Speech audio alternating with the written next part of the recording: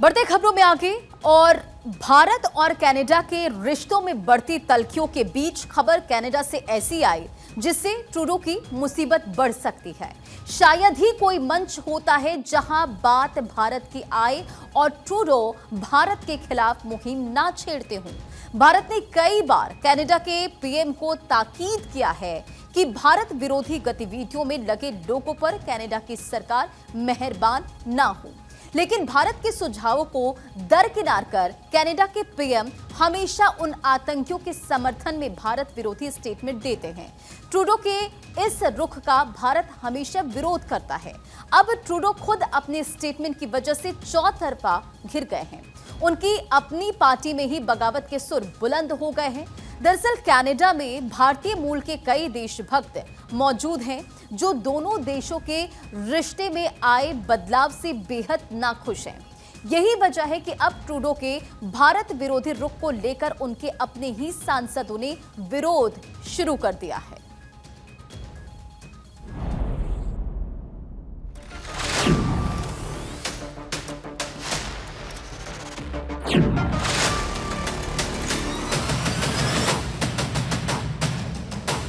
The phrase which came to my mind was actually a Hindi phrase, which was "Ulta chor kotwal ko dante."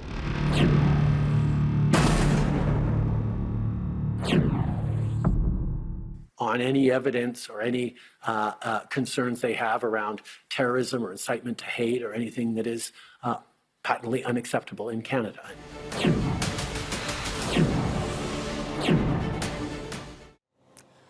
Canada के PM Justin Trudeau जिस तरह से भारत विरोधी लोगों का समर्थन करते हैं, उससे एक बात तो साफ है कि ये ट्रूडो के चुनावी दांव से ज्यादा कुछ नहीं है। आखिर जस्टिन ट्रूडो की कौन सी मजबूरी है कि कनाडा की धरती पर भारत विरोधी एजेंडा चलाने वालों का उन्हें साथ देना पड़ रहा है। हालांकि कनाडा में हाल के पॉलिटिकल डेवलपमेंट में ये अब बता रहे हैं कि कनाडा में भारत विरोधी लोगों का एजेंडा अब ज्यादा दिन चलने वाला नहीं है, क्योंकि ट्रूडो और भारत विरोधी एजेंडा चलाने वालों का विरोध उनके अपने ही सांसदों ने करना शुरू कर दिया है। ये रिपोर्ट देखिए।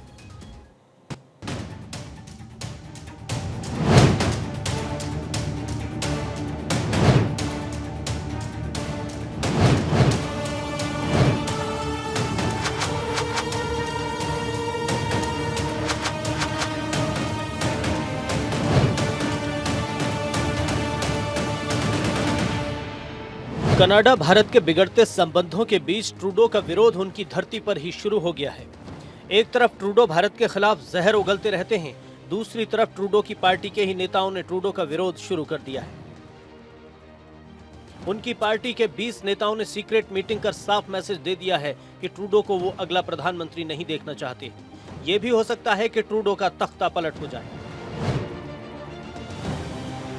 हम ऐसा क्यों कह रहे हैं, इसका अंदाजा आपको कनाडा के सांसद चंद्रा आर्य को सुनेंगे तो साफ हो जाएगा, जो ट्रूडो की पार्टी से ही हैं और भारत कनाडा के बीच बिगड़ते रिश्ते को लेकर अपनी चिंता जाहिर कर रहे हैं।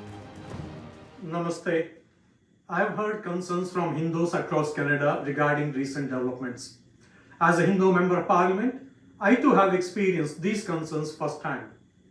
Last week, I could safely participate in a Hindu event in Edmonton only under the protection of RCMP officers, as a group of Khalistani protesters staged a disruptive demonstration against me. In Canada, we have long recognized the serious problems of Khalistani violent extremism. Let me be clear, any actions or involvement by foreign state actors within Canada in any form are unacceptable. As Canadians, we do not wish for Canada to interfere in the domestic affairs of other countries. Likewise, we do not want foreign governments interfering in Canada's domestic matters, including those involving Khalistani extremism.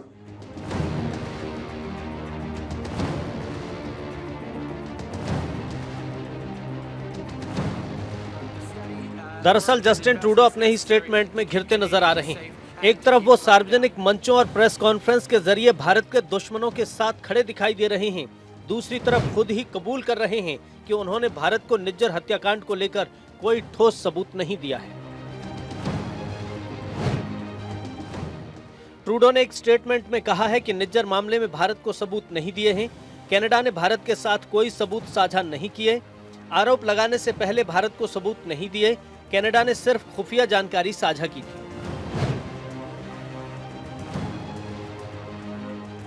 Canada के PM कई मंचों का इस्तेमाल Canada में रह रहे भारत के दुश्मनों को खुश करने के लिए करते रहे हैं।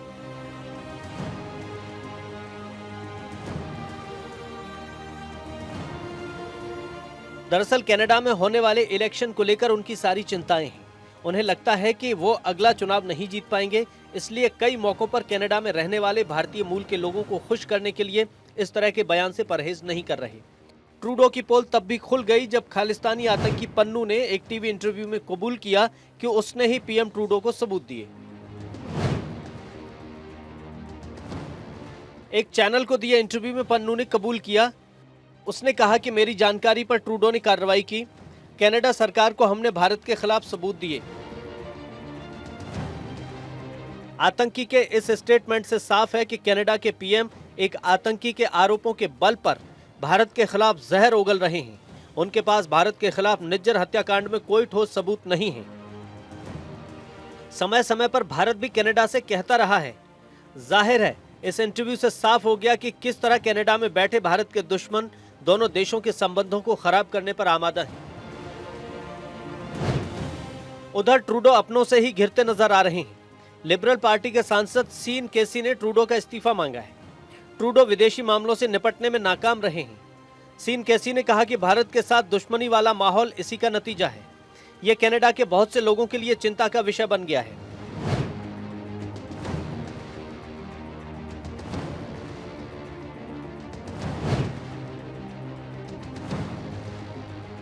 जून 2023 में जब पहली बार कनाडा के पीएम जस्टिन ट्रूडो ने भारत के खिलाफ आरोप लगाए थे, तब से ही भारत और कनाडा के रिश्ते में खटास आती चली गई है।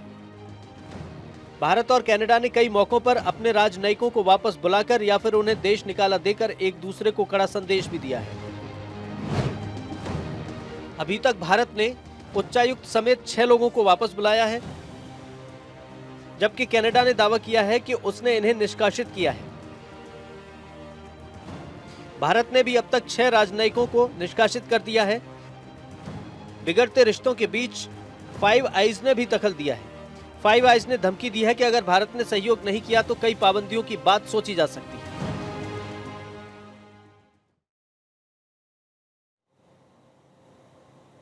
I-5 की खुफिया जानकारी का इंतजार कर रहे कनाडा के हाथ खाली है। भारत सबूत मांग रहा है लेकिन वो दे नहीं पा रहा है। कनाडा को लग रहा है कि अब भारत की ओर से लगातार सबूतों की जो मांग को पूरा करने में I-5 की उसकी मदद कर सकता है। यानी ट्रूडो को इस शर्मनाक स्थिति से उबारने के लिए वो I-5 पर निर्भर है, क्योंकि खुद ट्रूडो कह चुके हैं कि जो आरोप उन्होंने निज्जर हत्याकांड को लेकर भारत पर लगाए थे, उसकी जानकारी उन्हें भारत के मोस्ट वांटेड आतंकी पन्नू ने ही उपलब्ध कराई थी। पन्नू ने भी टीवी इंटरव्यू में कबूल कर लिया है कि जो आरोप ट्रूडो ने लगाए उसकी जानकारी उसने ही ट्रूडो को दी थी। लेकिन सवाल उठता है कि आखिर एक भारत विरोधी मानसिकता वाले शख्स की बातों को कनाडा के जिम्मेदार प्रधानमंत्री ने सच कैसे मान लिया? देखिए रिपोर्ट।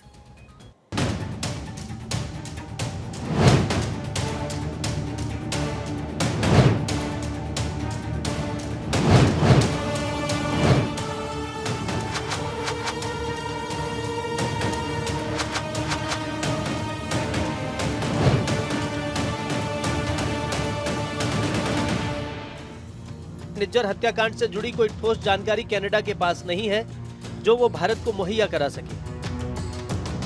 वो एक भारत विरोधी आतंकी पन्नू के कहने पर भारत पर आरोप लगा रहा है। इसलिए अब वो दुनिया के ताकतवर देशों के इंटेलिजेंस का इंतजार कर रहा है, जो शायद ही उन्हें कोई खुफिया इनपुट दिला सके, क्योंकि इस मामले में भारत ने साफ कहा है कि कनाडा के आरोप बेबुनियाद हैं। आपको सुनाते हैं एक टीवी चैनल पर कनाडा की यूएस में राजदूत ने भारत को लेकर क्या कहा। Working with India, this is something that we would really like to do. It's unfortunately the decision is not exclusively up to us, and there have been a lot of overtures and efforts, but we're not going to stop trying to work on this constructively with the Indians. But in the meantime, as you set out in sort of the intro to this segment, we are working with our Five Eyes allies to find ways to make it abundantly clear that, none of us are going to tolerate this kind of behavior by a foreign government in our territory. जाहिर है Kristen Hillman के शब्द बता रहे हैं कि उनके पास फिलहाल हाथ में कुछ भी नहीं है और वो इसे लेकर फाइव आइज के ऊपर निर्भर है। आगे बढ़े उससे पहले आपको बताते हैं कि कनाडा भारत के मामले में फाइव आइज वाला एंगल क्या है। असल में फाइव आइज 5 देशों का संगठन है।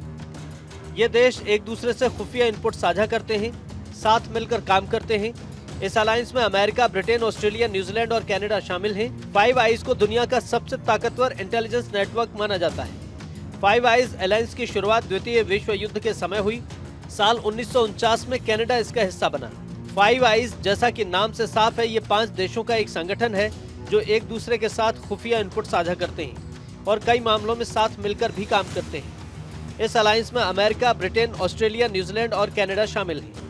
फाइव आइज को दुनिया का सबसे ताकतवर इंटेलिजेंस नेटवर्क भी कहा जाता है। फाइव आइज अलायंस की शुरुआत द्वितीय विश्व युद्ध के समय हुई। साल 1949 में कनाडा इसका हिस्सा बना। बहरहाल भारत से दुश्मनी मोल लेने वाले ट्रूडो अपने ही घर में घिर गए हैं। इस बीच भारत ने भी पलटवार किया है। The phrase which came to my mind was actually a Hindi phrase, which was "Ulta chor kotwal ko dante." I mean, if anybody has a complaint, we have a complaint about Canada. You know what I said earlier, the space that they're giving to Khalistanis and to violent extremists. So I was very perplexed by what I heard. कैसे 2023 के बाद Canada Bharat के रिश्तों में तल्खियां आती चली गई, इसको टाइमलाइन के जरिए समझ लेते हैं। जून 2000